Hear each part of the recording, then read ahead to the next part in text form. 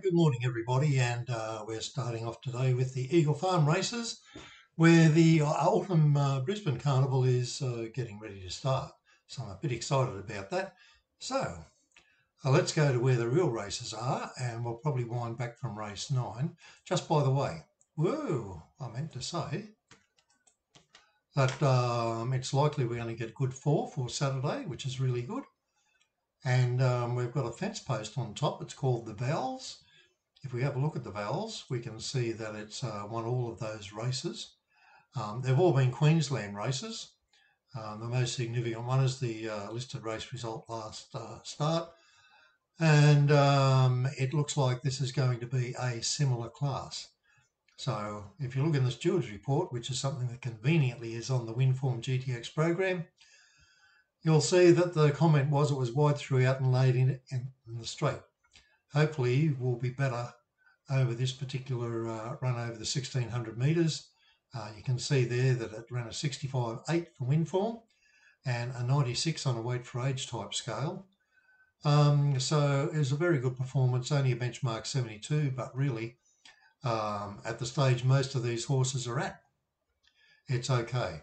Now you'll notice that it's barrier draw of 16, and that would be detrimental, very much detrimental. However, what I've noticed is that you actually end up getting better prices when the horses wide out. Now you can see here that the Winform price is $2,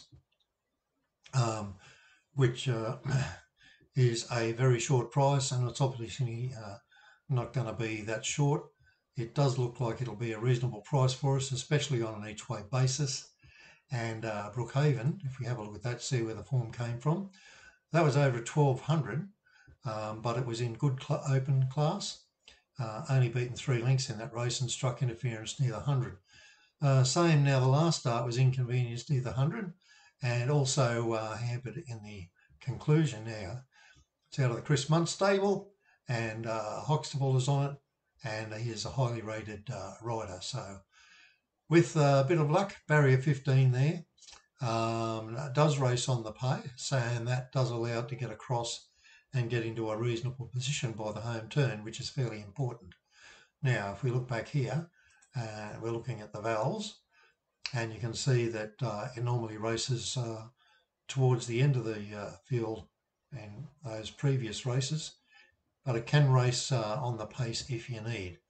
So it does indicate that it's got the pace to also get across. So it'll be very interesting.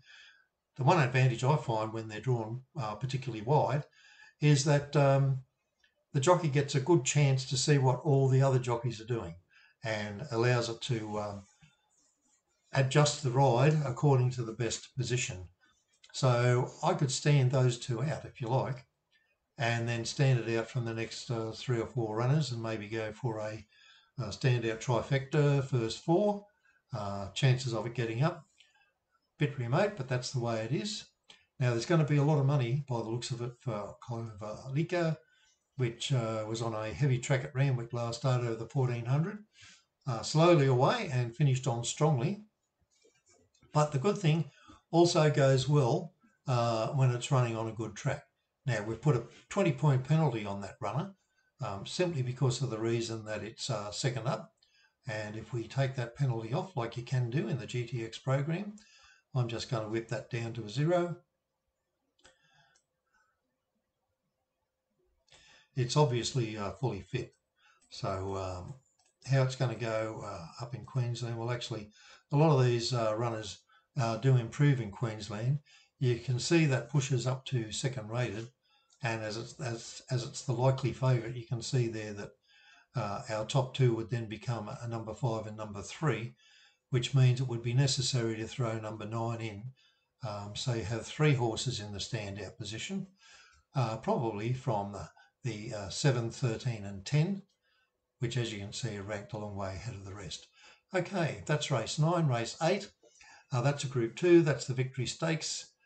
We don't even have to bother with rating so much, but it's interesting to see where the runs come from. So Holyfield, I've had a liking for this horse, even though it's only won 7 from 28. And see, on the Gold Coast, it was outstanding in just being beaten by a nostril, and that was on the 26th of November. Won't have any troubles over the 1200 first up. And you can see this distance, 4 starts for 2 wins. It's got a respectable strike rate and 50% places, and goes really well on the good track.